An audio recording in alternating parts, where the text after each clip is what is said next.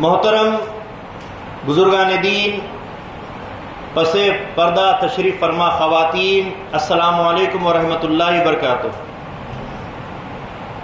آج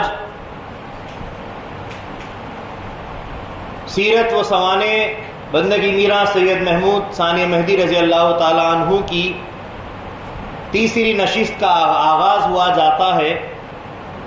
اللہ تعالیٰ نے اپنے کلام پاک میں ارشاد فرمایا، وَتُعِزُّ مَن تَشَاءُ وَتُذِلُّ مَن تَشَاءُ بِيَدِكَ الْخَيْرُ۔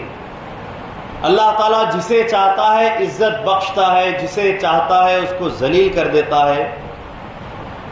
بِيَدِكَ الْخَيْرُ، اسی کے ہاتھ میں خیر اور بھلائی ہے۔ اور اسی طریقے سے اللہ تعالیٰ نے ایک جگہ ارشاد فرمایا، صبغۃ اللہ، اللہ کے رنگ میں۔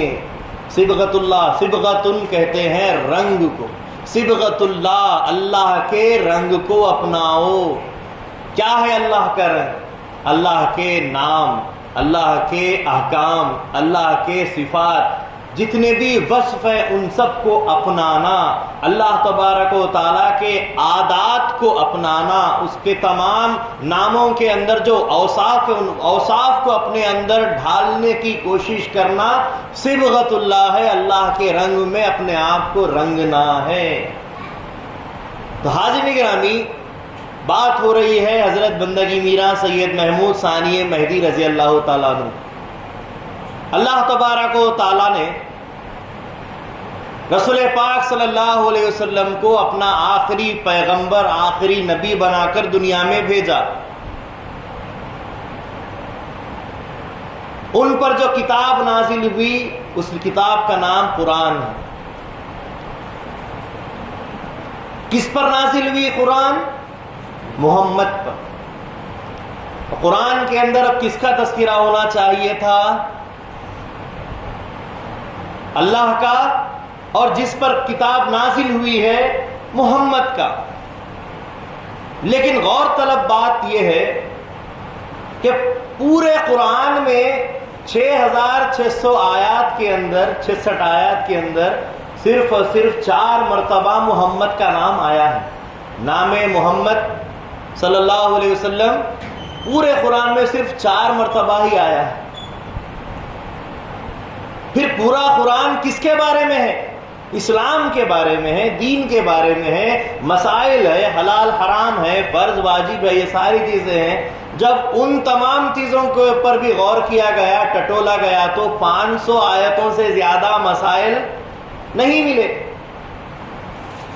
تو 6000 چلر آیات آخر پھر کس کے تعلق سے ہے؟ واقعات، امثال، دیگر پیغمبروں کے نام، جن میں سب سے زیادہ تذکرہ پورے قرآن میں ہے۔ نازل قرآن ہوا محمد پر صلی اللہ علیہ وسلم، لیکن سب سے زیادہ کس نبی کا تذکرہ ہے؟ موسیٰ علیہ السلام اور حضرت ابراہیم علیہ السلام کا تذکرہ۔ وار خدائی تیری، کتاب کس پر نازل ہو رہی ہے؟ تذکرے کس کے ہو رہے ہیں؟ کیوں؟ کیونکہ تذکروں سے، امثال سے تفہیم اچھی طریقے سے کی جا سکتی ہے۔ اسی لحاظ سے تذکرہ کس کا ہے؟ ثانی مہدی رضی اللہ عنہ۔ لیکن ثانی مہدی کا لب لباب، ان کا مرجع، ان کا منبع کہاں سے ہے؟ ثانی مہدی، مہدی ان کا مرکز ہے، مہدی ان کی منزل ہے، مہدی ان کا منبع ہے، مہدی ان کا مرجع ہے۔ کون ہے سید محمود؟ فرزند مہدی۔ کون ہے سید محمود؟ جانشین مہدی۔ کون ہے سید محمود؟ خلیفہ اول مہدی۔ تو جہاں ثانی مہدی کا، بلکہ ثانی مہدی ہی کیوں، مہدی موعود علیہ السلام کے خلفاء کا جہاں تذکرہ ہوتا ہو، وہ تذکرہ گویا کہ مہدی موعود علیہ السلام کا ہی تذکرہ ہوگا۔ قرآن پڑھتے ہیں، محمد کا نام ہے، محمد پر اترا ہے، لیکن تذکرے اس میں تمام انبیاء کے، کیونکہ تمام انبیاء کا تذکرہ اللہ کا تذکرہ ہے۔ اللہ تعالیٰ کی یہ سنت ہے، اللہ کے رنگ میں رنگ رہے ہیں۔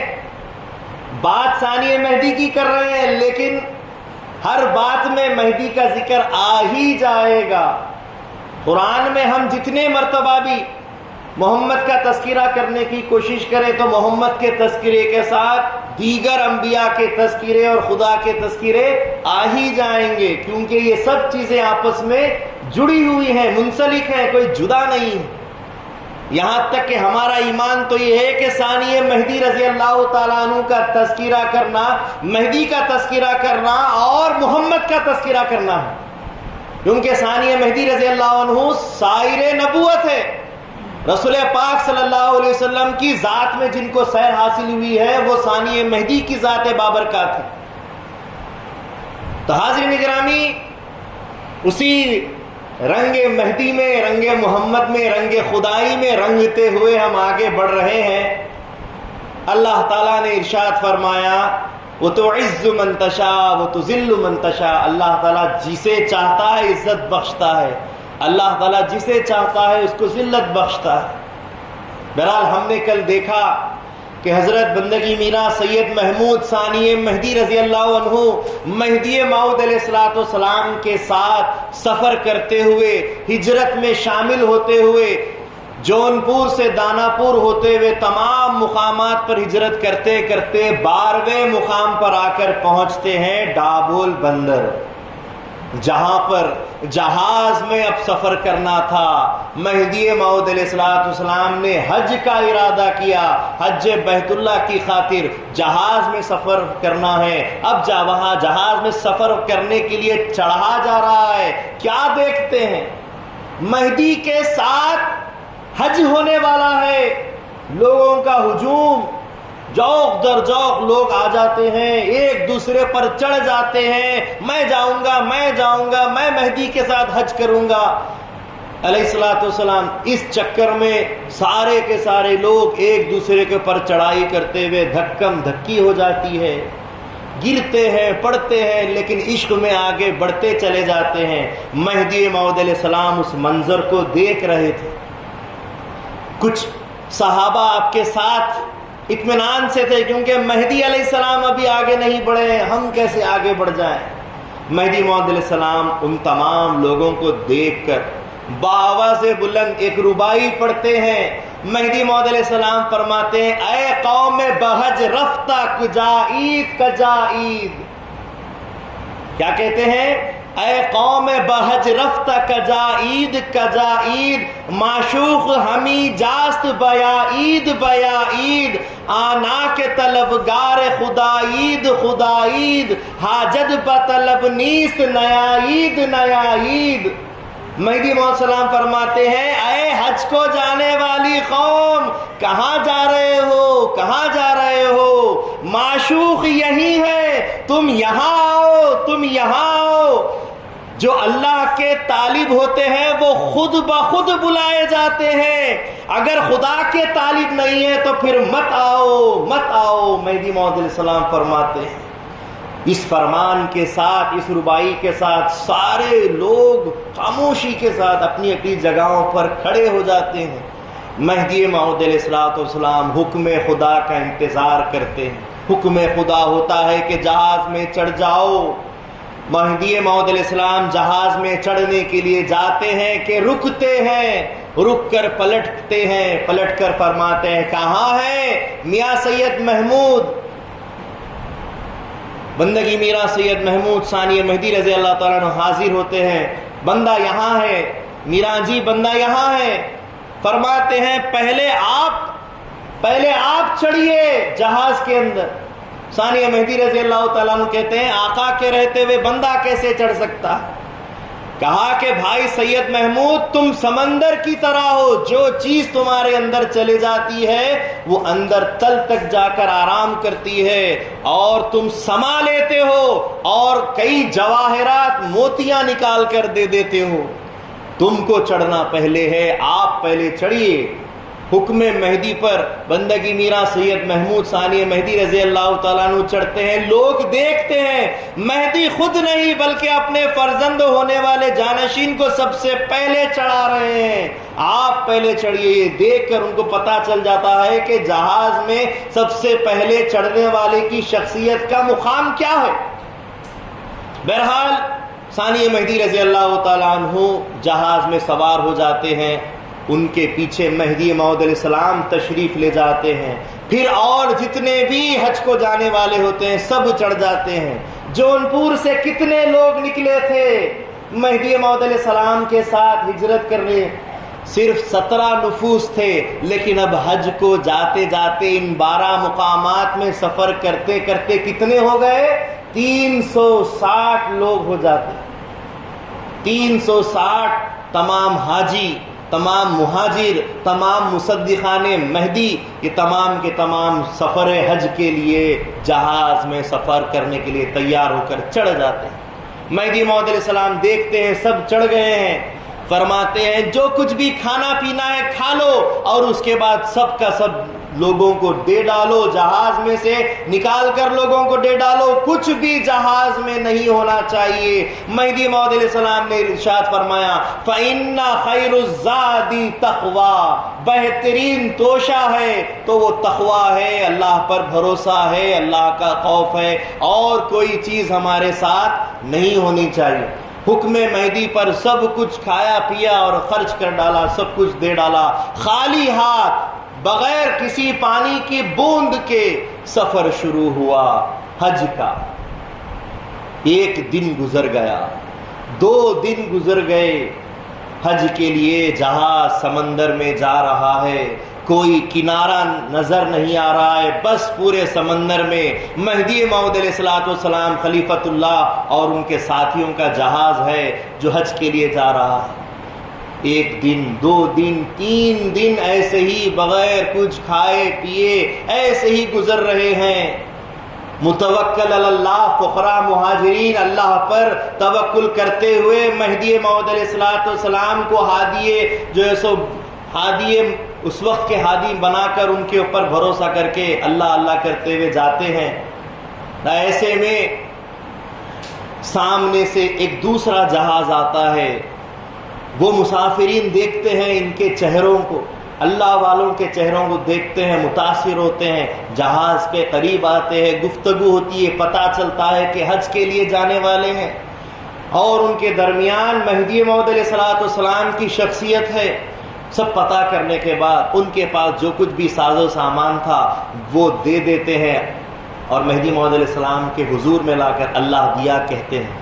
مہدی موعود علیہ السلام سب ساری چیزیں سب کو دے دیتے ہیں، اور اس کے بعد پھر یہ سب ساری چیزیں کھانے کے بعد پھر سفر میں نکل جاتے ہیں۔ سفر جاری ہے کئی دنوں کا، بلکہ مہینوں، اس زمانے کا سفر مہینوں ہوتے تھے، 1.5 مہینہ 2 مہینے جہاز کے اندر بیٹھ کر جا رہے ہیں حج کے لیے۔ آج کی طرح تھوڑی نہ ہے کہ ہوائی جہاز سے گھنٹوں میں پہنچ جاتے ہیں، انتظار ہوتا تھا خدا کے گھر کو جانے کا، ایک وہ بھی جہاد تھا، جانے والا جاتا ہے واپس آئے گا یا نہیں آئے گا خدا کی راہ سے پتہ نہیں، اللہ کی ذات پر بھروسہ کر کے سب کو معافی کر کے ترک دنیا کر کے حج کے لیے نکلتے تھے کہ پتہ نہیں وہاں ہی اللہ ہمارا آخری دم کرے گا کہ واپس آئیں گے یا نہیں آئیں گے، جا رہے ہیں۔ پھر کھانا پینا سب ختم ہو گیا، ایک چھوٹا سا کٹورا پانی کا رہ گیا۔ حضرت ثانی مہدی رضی اللہ عنہ کو پیاس لگی، بندگی میرا ثانی مہدی رضی اللہ عنہ کو پیاس لگی، آپ نے پانی مانگا، بتایا گیا کہ صرف 1 کٹورا پانی رہ گیا ہے۔ وہ 1 کٹورا پانی بندگی میرا سید محمود ثانی مہدی لیتے ہیں اور لے کر مہدی موعود علیہ السلام کے پاس پہنچتے ہیں کہ میرا جی پانی پیجئے۔ کہا کہ پیاس آپ کو لگی ہے، آپ پیجئے۔ ثانی مہدی رضی اللہ عنہ عرض کرتے ہیں کہ میرا جی پانی آپ پی لیجئے، ہم آپ کا لعاب پی لیں گے، پسخوردہ پی لیں گے، آپ پانی پی لیجئے۔ کہا کہ نہیں، پانی آپ ہی پیو بھائی محمود، اللہ تبارک و تعالیٰ اس میں برکت دے دے گا۔ حکم مہدی پر ثانی مہدی رضی اللہ عنہ پانی پی لیتے ہیں، اور پانی پی کر جیسے ہی آگے بڑھاتے ہیں کیا ہوتا ہے، اللہ تعالیٰ نے پانی میں برکت بھی دے دی، پانی گرم تھا، پانی میں ٹھنڈک بھی آ گئی، اس طریقے سے پورے جہاز والے اس 1 کٹورے میں سے پانی پی لیتے ہیں۔ اللہ والوں کی شان دیکھیے، یہ متوکلین کا معاملہ ہوتا ہے، جب اللہ کی ذات پر کامل بھروسہ توکل کر کے ہر چیز چھوڑ دیتا ہے تو اللہ تعالیٰ بیچ دریا میں کھانے پینے کا انتظام کرتا ہے۔ جب اللہ کے اوپر بھروسہ ہوتا ہے تو اللہ چھوٹی چیز میں بھی ایسی برکت دے دیتا ہے کہ سارے کے سارے سیراب ہو جاتے ہیں. یہ اللہ کی ذات پر بھروسہ کرنا ہے. اس کے بعد سارے کے سارے سیراب ہو جاتے ہیں اور پھر وقت گزرتے گزرتے ہجرت کا 13واں مقام جدہ آتا ہے. جدہ سے پہلے یلم بول کے ایک مقام آتا ہے, وہاں پر احرام باندھا جاتا ہے. ادن آتا ہے, ادن کے بعد یلم بول کے آتا ہے, وہاں پر احرام باندھ لیا جاتا ہے اور حج کے لیے سب تیار جدہ پہنچتے ہیں اور وہاں سے پھر مکہ مکرمہ پہنچا جاتا ہے. مہدی موعود علیہ السلام حج سے فراغت کے ساتھ رکن و مقام کے درمیان, جبکہ آپ کی عمر اس وقت 54 سال کی تھی, 54 سال کی عمر میں 901 ہجری میں آپ بآواز بلند اپنی مہدیت کا اعلان کرتے ہیں کہ میں عبداللہ اور آمینہ کا بیٹا سید محمد اپنی مہدیت کا اعلان کرتا ہوں. جو میری مہدیت کو مانتا ہے وہ مومن ہے اور جس نے میری مہدیت کا انکار کیا وہ کافر ہے. ماننے والے ایمان لائے اور نہیں ماننے والے ایمان نہیں لائے. شاہ نظام رضی اللہ تعالیٰ عنہ بھی ساتھ تھے. کون کون ساتھ ہے؟ ثانی مہدی رضی اللہ عنہ اور شاہ نظام رضی اللہ تعالیٰ عنہ, یہ دو خلیفہ مہدی ساتھ میں ہیں. شاہ نظام سے مہدی موعود السلام پوچھتے ہیں, بھائی نظام اس سے پہلے بھی آپ حج کو آئے تھے, اب بھی آئے ہو, کیا فرق دیکھتے ہو؟ کہا کہ پہلے حج آیا تھا تو صرف گھر کو دیکھا تھا, آج دیکھ رہا ہوں کہ گھر کے ساتھ گھر والا بھی ہے اور دیکھ رہا ہوں کہ کعبہ آپ کا طواف کر رہا ہے اور بار بار کہہ رہا ہے فَلْيَعْبُدُوا رَبَّ هَٰذَا الْبَيْتِ, چاہیے کہ اس گھر کی عبادت کی جائے. یہ میں دیکھ رہا ہوں. کہا کہ جس کو ازلی آنکھ ہوتی ہے اس کو یہ چیز نظر آتی ہے. اس کے بعد مہدی موعود علیہ السلام کا سفر واپسی شروع ہوا. مہدی موعود علیہ السلام پھر جہاز میں بیٹھ کر واپس ہندوستان کی طرف آنے لگے. پہلے تو مکے سے مدینے کے لیے جانے کا ارادہ کیا تو وہاں پر رسول پاک صلی اللہ علیہ وسلم کی روح مبارک آپ کو آ کر بتا دیتی ہے کہ آپ کا منشا اور آپ کا جو سو کام کرنے کا مقام ہندوستان ہے, مدینے میں آنے کی ضرورت نہیں ہے, کہ تم ہم جدا نہیں. اس بنا پر آپ ہندوستان کی طرف سفر شروع کرتے ہیں. جہاز میں سارے کے سارے سوار ہو جاتے ہیں اور نکل پڑتے ہیں.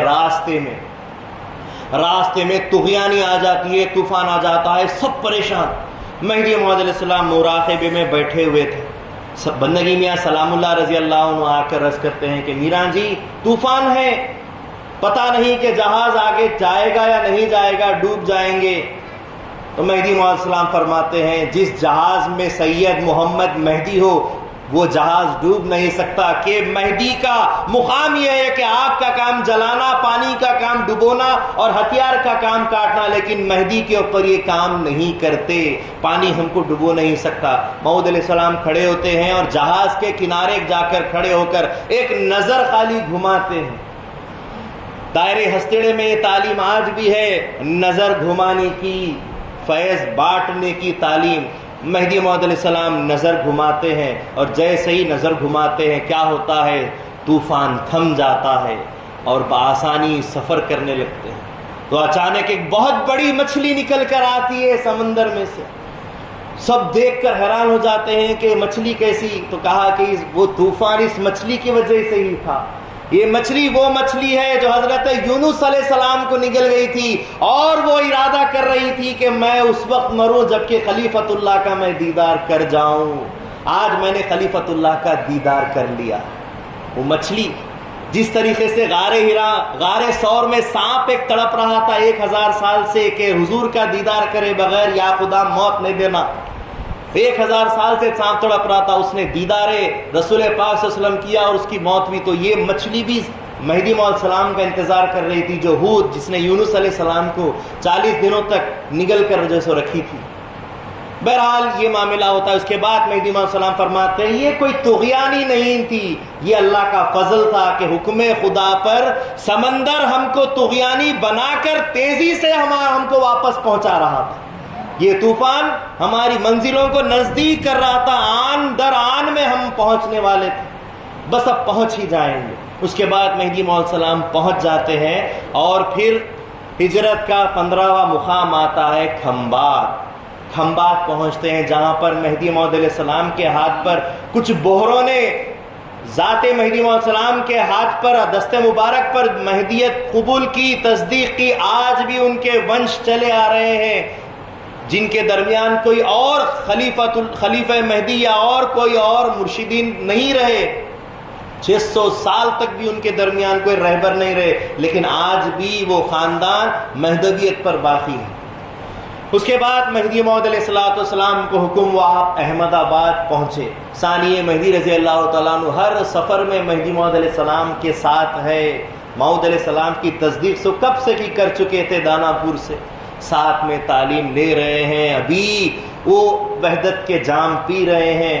احمد آباد پہنچتے ہیں۔ مہدی موعود علیہ السلام احمد آباد میں 1.5 سال کا قیام کیا۔ احمد آباد مسجد تاج خان سالار کی مسجد میں رہائش ہوتی ہے، 1.5 سال تک وہیں رہتے ہیں۔ بیان ہوتا ہے اور مہدی موعود علیہ السلام ایک دن 903 ہجری میں تاج خان سالار کی اس مسجد میں پھر اپنی مہدیت کا اعلان کرتے ہیں، دعوے موقدہ کرتے ہیں، کہتے ہیں کہ جو مہدی کا انکار کرے گا وہ کافر ہے، جو ایمان لائے گا وہی مومن ہے۔ وہاں پر احمد آباد کے مشہور واقعات ہوئے۔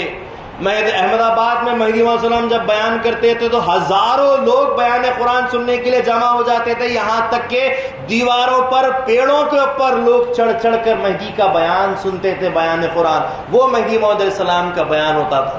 احمد آباد میں یوسف سہیت رضی اللہ تعالیٰ عنہ تصدیق کیے۔ احمد آباد میں حضرت بندگی میاں ملک الہداد خلیفہ گروہ رضی اللہ عنہ تصدیق کیے۔ احمد آباد میں بندگی میاں ملک برہان الدین تصدیق کیے۔ احمد آباد میں حضرت عبد المجید نور نوش رضی اللہ عنہ تصدیق کیے۔ ایسے کئی بڑے بڑے بزرگان دین نے وہاں پر تصدیق سے مشرف ہوئے، یہاں تک کہ حاجی مالی بھی آ کر احمد آباد میں تصدیق کیے، جن کی 3 دن کے بعد وفات ہو جاتی ہے، جاں بحق ہو جاتے ہیں۔ اور احمد آباد کے اندر جبکہ مہدی موعود السلام 18 مہینوں کے قیام میں تھے، جیسے ہی احمد آباد تاج خان سالار کی مسجد میں پہنچتے ہیں، وہاں شاہ دلاور رضی اللہ تعالیٰ عنہ کو ہوش آ جاتا ہے، جو دانا پور میں مسجد دراج کے اندر بیٹھے ہوئے تھے 16 سال سے جذبے میں، 16 سال سے پیروں میں طاقت نہیں، جذبے میں تھے، اور میاں دراج ان کی خدمت کر رہے تھے۔ آنکھ کھلتی ہے، فرماتے ہیں آقا آ گئے ہیں، اٹھ کر کھڑے ہو جاتے ہیں، پیروں میں جان آ جاتی ہے، اور پھر وہاں سے دانا پور سے چلتے چلتے احمد آباد تاج خان سالار کی مسجد کو پہنچ جاتے ہیں 11 دن پر۔ ایک ساتھ صبح شام کون چل سکتا ہے جو 16 سال سے ایک ساتھ پیر مجذوب کر کر بیٹھا ہوا ہو، کھڑے ہوتے ہی 11 دن تک چلتا ہوا چلا جائے، یہ صرف اللہ کی عطا اور اللہ والا کر سکتا ہے، کوئی اور نہیں کر سکتا۔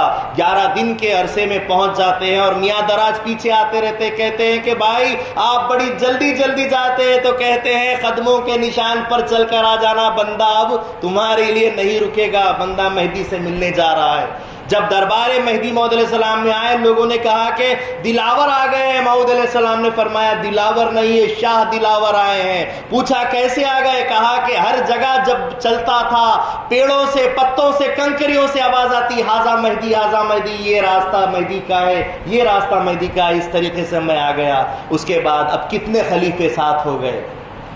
مہدی موعود السلام کے کتنے خلیفے ساتھ ہو گئے؟ ثانی مہدی ساتھ ہیں، شاہ نظام ساتھ ہے، اب شاہ دلاور بھی ساتھ آ گئے۔ اب کون سے خلیفے کی باری ہے ملنے کی؟ حضرت بندگی میاں شاہ نعمت رضی اللہ تعالیٰ عنہ کی باری ہے۔ 18 مہینے کے 1.5 سال کے رہنے کے بعد اخراج کا حکم ہوتا ہے۔ اخراج پر مہدی موعود علیہ السلام پھر اپنے قافلے کے ساتھ 16 سانتیج پہنچتے ہیں، وہاں کچھ دن کا قیام ہوتا ہے، جو بالکل احمد آباد سے 6 میل کے فاصلے پر ہے۔ وہاں پہنچنے کے بعد شاہ نعمت وہاں ملتے ہیں، جو توبہ کرتے ہیں اور مہدی موعود علیہ السلام کی تصدیق کر کے ان کے ساتھ ہو جاتے ہیں۔ 4 خلیفے ہو گئے، اب کون سے خلیفے کی باری ہے؟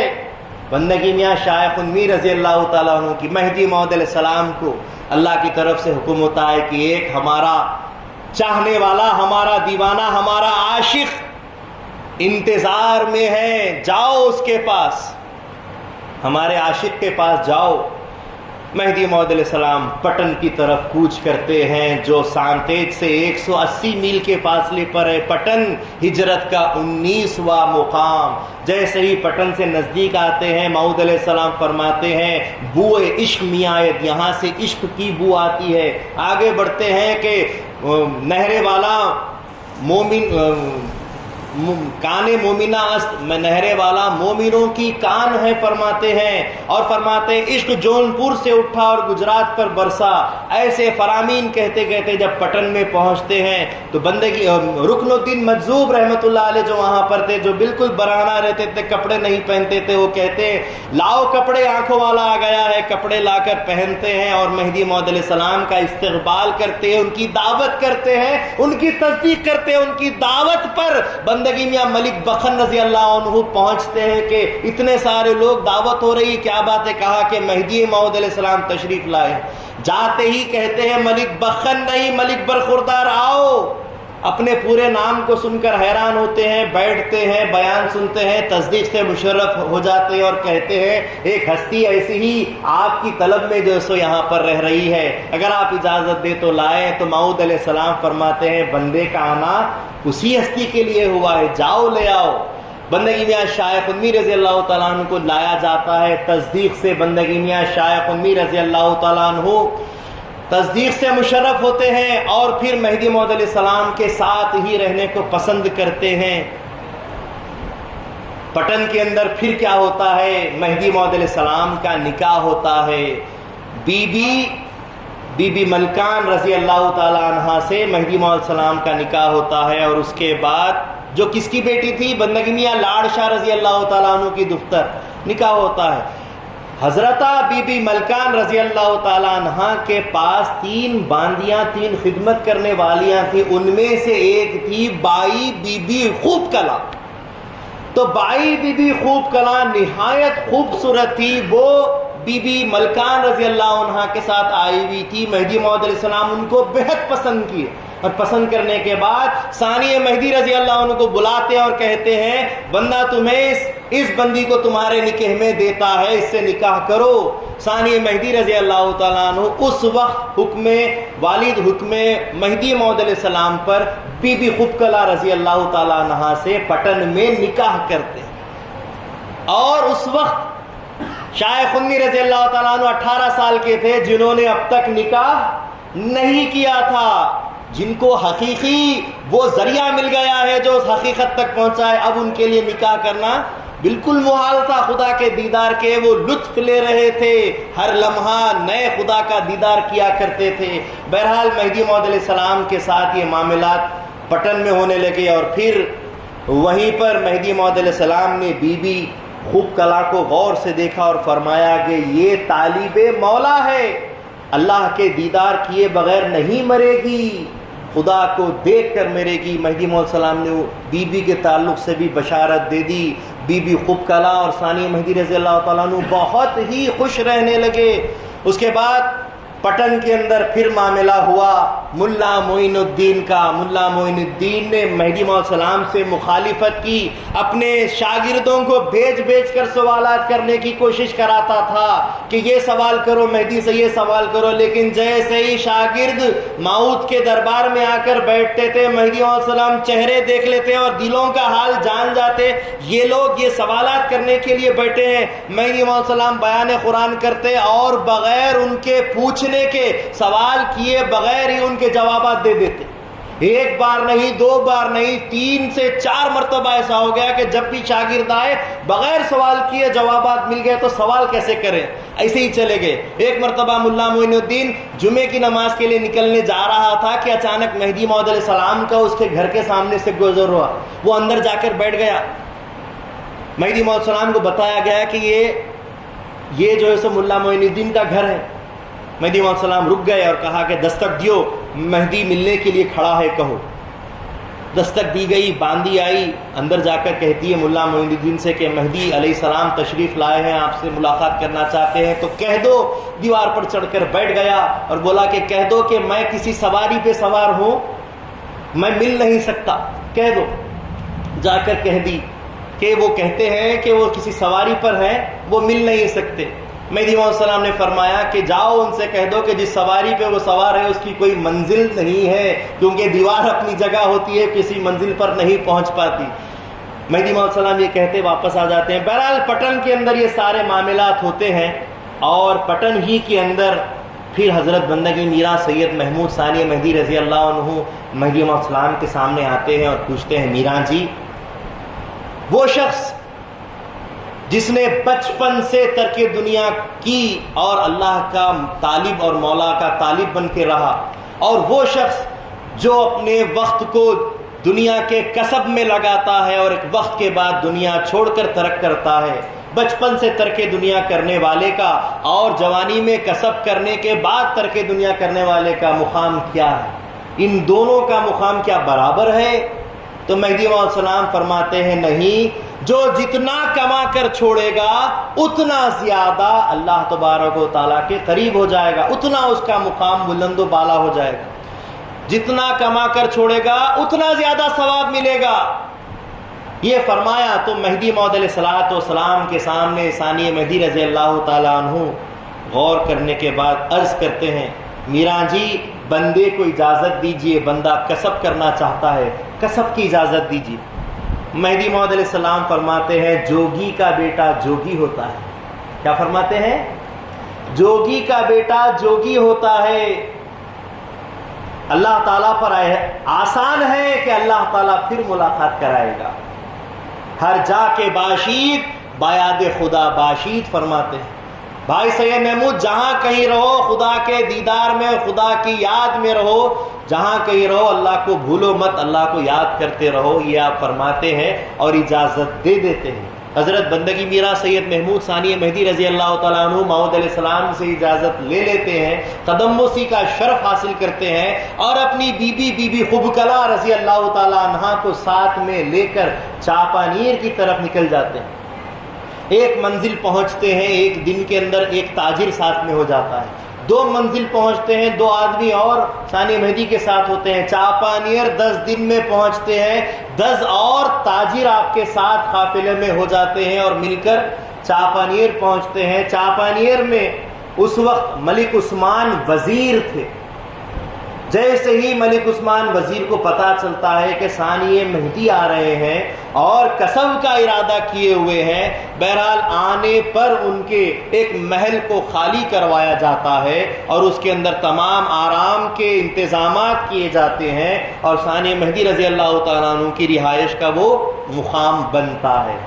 ثانی مہدی رضی اللہ تعالیٰ عنہ کے آنے کے بعد ان کو وہاں پر رکھنے کے بعد ساتھ میں اپنے لے جا کر محمود بیگڑا بادشاہ کے پاس سے اس وقت کے 1 لاکھ سکے دلواتے ہیں تنخواہ کے طور پر، ہر مہینے 1 لاکھ سکے تنخواہ، اور بادشاہ کے پاس سے جاگیر میں بیرم گاؤں جو آج ویرم گام بنا ہوا ہے اور سانچور، یہ 2 گاؤں آپ کو جاگیر میں عطا کرواتے ہیں۔ اتنا سب ثانی مہدی رضی اللہ تعالیٰ عنہ کو مل جاتا ہے، لیکن ہر دن ہر رات فاقوں میں گزرتے ہیں، قرضوں میں گزرتے ہیں، جو آتا وہ خیرات کر دیتے، بانٹ دیتے۔ یہ ثانی مہدی رضی اللہ، لوگوں کو ایسا لگتا ہے ثانی مہدی رضی اللہ تعالیٰ عنہ مہدی کے فرزند کسب کے لیے دنیا کمانے کے لیے گئے ہیں، اگر دنیا ملی بھی ہے تو رات میں کبھی گھر میں رکھا نہیں، جو آتا بانٹتے چلے جاتے، بلکہ قرض ہو جاتے تھے ثانی مہدی رضی اللہ عنہ کے اوپر، گھر پہ جو آتا خالی ہاتھ جانے نہیں دیتے تھے۔ اس طریقے سے مہدی موعود علیہ السلام کے اس فرزند دلبند ثانی مہدی کا چاپانیر میں گزر ہونے لگا۔ بی بی خوبکلا رضی اللہ تعالیٰ عنہ اتنی وارفتہ اور محبت کرتی تھی ثانی مہدی رضی اللہ تعالیٰ عنہ سے کہ ایک وقت بھی ان کو چھوڑتی نہیں تھی۔ اگر ثانی مہدی رضی اللہ تعالیٰ عنہ کہیں تشریف لے جاتے اور آنے کا وقت کچھ بتا دیتے، اگر اس وقت سے تھوڑا بھی دیری ہو جاتی تو بی بی تڑپ جاتی تھی، کبھی کبھی دیری کے اوپر بی بی بے ہوش بھی ہو جایا کرتی تھی۔ ایک مرتبہ بندگی میرا سید محمود ثانی مہدی رضی اللہ تعالیٰ عنہ کچھ یار و اصحاب کے ساتھ، روایت میں جیسا آیا ہے، شکار کرنے کے لیے جاتے ہیں۔ شکار کرنے کے بعد دیر ہو جاتی ہے تو ایک صاحب حضرت کو ان کی بزرگی کو دیکھ کر جان کر اپنے جاگیر میں لے کر جاتے ہیں۔ ثانی مہدی رضی اللہ تعالیٰ عنہ فرماتے ہیں کہ دیر ہو جائے گی، مجھے وہاں کام ہے، میں دیری نہیں کر سکتا، کہتے ہیں کہ نہیں، آپ کے قدم ہمارے لیے باعث برکت ہے، آپ ضرور ہمارے ساتھ تشریف لے جائیں۔ بہرحال وہ ضد کر کے ثانی مہدی رضی اللہ تعالیٰ عنہ کو اپنی جاگیر لے جاتا ہے۔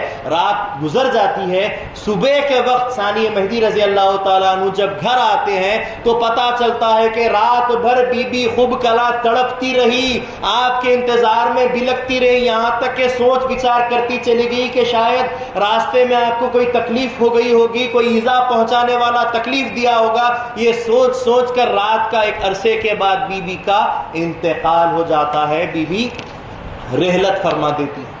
ثانی مہدی رضی اللہ تعالیٰ عنہ پر غم کا پہاڑ ٹوٹ پڑتا ہے۔ ثانی مہدی رضی اللہ تعالیٰ عنہ اس کے بعد کبھی نکاح کی طرف توجہ نہیں کرتے، ذکر اللہ میں اللہ اللہ کرتے ہوئے نماز میں ذکر میں اپنی صبح و شام گزارتے رہتے ہیں۔ ساتھی جو بھی آپ کے پاس تھے، خود وزیر ملک عثمان آپ کے پاس اصرار کرتے جاتے ہیں کہ نکاح کر لیجئے، نکاح کر لیجئے، لیکن ایک مدت تک آپ نکاح کے لیے منع کرتے جاتے ہیں۔ بالآخر آپ یہ کہتے ہیں کہ اس جیسی بیوی کی سیرت اور صورت والی کہاں مجھے ملے گی، اس مرحومہ کی طرح کون مجھے جیسا اور ایک ساتھی ملے گا، میں اس لیے انکار کرتا ہوں۔ لیکن ایک مدت کے بعد پھر آپ اصرار کرتے ہیں، ٹھیک ہے وقت کا تقاضا ہے کہ نکاح کیا جائے، میں نکاح کرنے پر آمادہ ہو گیا ہوں، لہٰذا خوش اخلاق خوش سیرت ایک لڑکی تلاش کرو۔ مشاتائیں گھومتی ہیں پھرتی ہیں، بات پورے چاپانیر میں ہوتی ہے، یہاں تک کہ جہاں تک کہ ملک عثمان گھر پہ آتے ہیں تو ان کی بیوی پوچھتی ہے یہ پیغامات کے سلسلے کس کے لیے چل رہے ہیں؟ تو کہتے ہیں کہ ثانی مہدی رضی اللہ تعالیٰ عنہ جو ایک عرصے سے نکاح کے لیے انکار کر رہے تھے، اب آمادہ اور اصرار کر رہے ہیں، لہٰذا ان کے لیے لڑکی تلاش کی جا رہی ہے۔ تو ان کی ہی بیوی کہتی ہے گھر میں بیٹی رکھ کر بھلا باہر کیوں ڈھونڈتے ہو، بیٹی بیٹھی ہوئی ہے بی بی قدمانو، ان سے نکاح کر دیجئے۔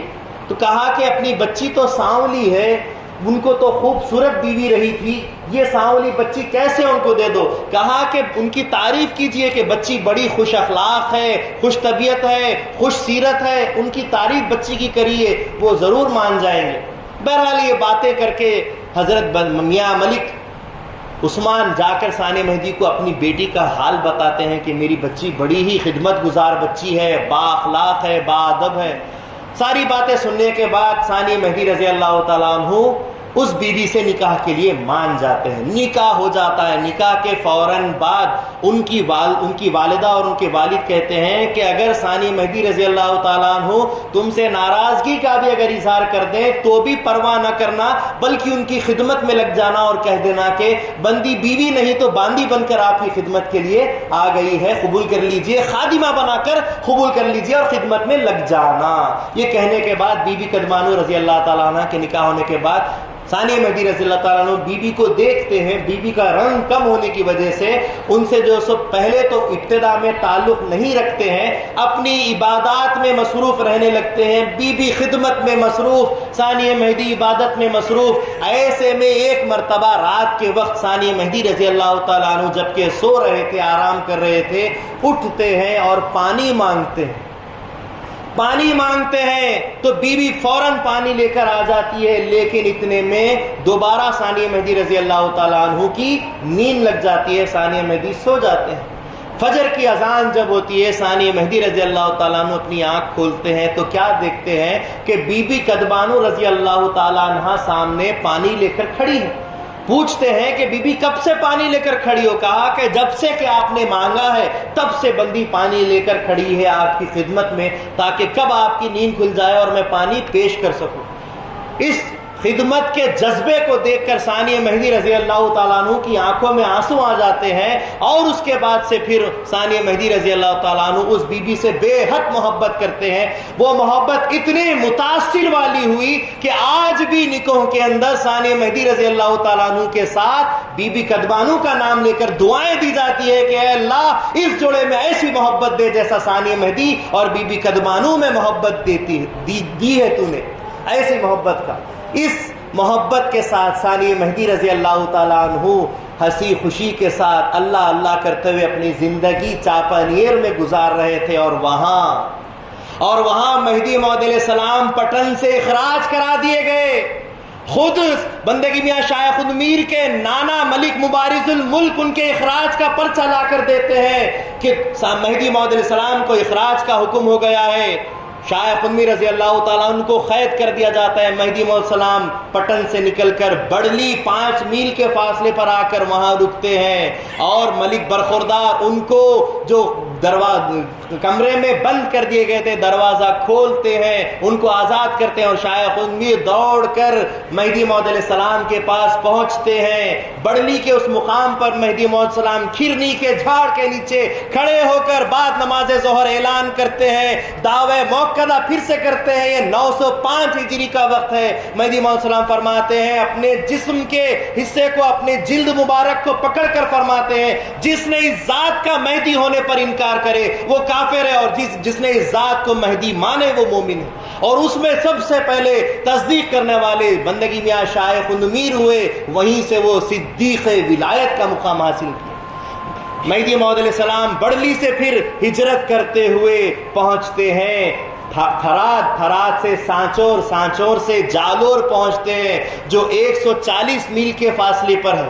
وہاں سے پھر ناگور پہنچتے ہیں, سندھ نصرپور سے ہوتے ہوئے 170 میل کے فاصلے پر ناگور پہنچتے ہیں. ناگور سے جیسلمیر پہنچتے ہیں. یہ جیسلمیر ہجرت کا 23واں مقام ہے. اس مقام پر پہنچتے پہنچتے کہاں 17 نفوس نکلے تھے مہدی کے ساتھ, ہوتے ہوتے 360, اب یہاں پر 507 لوگ مہدی موعود علیہ السلام کی تصدیق کرتے ہوئے ساتھ ہو جاتے ہیں. وہاں سے پھر ٹھٹا پہنچتے ہیں جو جیسلمیر سے 490 میل کے فاصلے پر ہے. وہاں سے کاہا پہنچتے ہیں جو 25واں ہجرت کا مقام ہے. کاہا بالکل 2 میل کے فاصلے پر ٹھٹے سے ہے. وہاں پر 2200 مہاجرین ساتھ ہو جاتے ہیں اور وہی کاہا کا مقام ہے جہاں پر 84 نفوس فاقوں کی وجہ سے جاں بحق ہو جاتے ہیں, انتقال کر جاتے ہیں, شہادت کا مقام حاصل کرتے ہیں. مہدی موعود علیہ السلام ان کو کھیتوں میں دفن کرواتے ہیں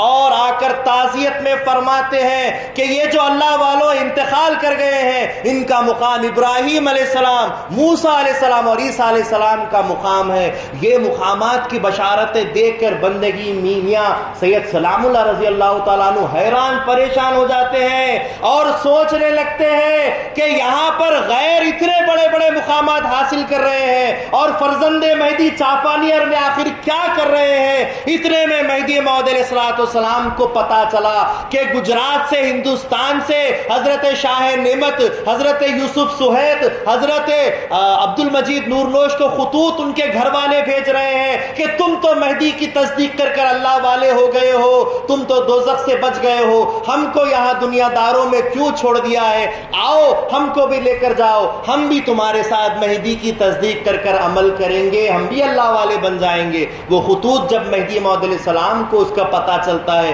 موعود علیہ السلام حکم دیتے ہیں شاہ نعمت رضی اللہ تعالیٰ عنہ کو, جائیے اور اپنے گھر والوں کو اپنے ساتھ لائیے, تمام کو ان کو بھیجنے کا حکم دیتے ہیں.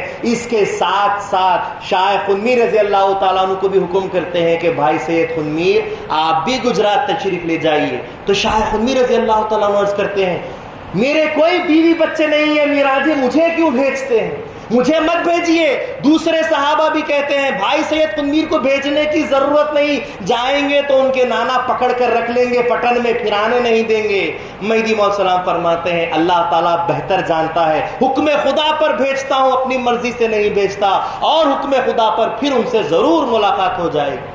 ایسے میں یہ سارا قافلہ گجرات جانے کے لیے, ہندوستان جانے کے لیے نکل رہا ہے. اور پھر بندگی میاں سید سلام اللہ ثانی مہدی کو سوچ کر خط لکھنے کے لیے بیٹھتے ہیں. کل انشاءاللہ العزیز ہم دیکھیں گے کہ سید سلام اللہ رضی اللہ تعالیٰ عنہ ثانی مہدی کو کیا خط لکھتے ہیں, کیوں خط لکھتے ہیں, آخر شاہ خود میر کو بھیجنے کا راز کیا تھا. کل کی نشست میں انشاءاللہ تعالیٰ اس بات کا خلاصہ کیا جائے گا.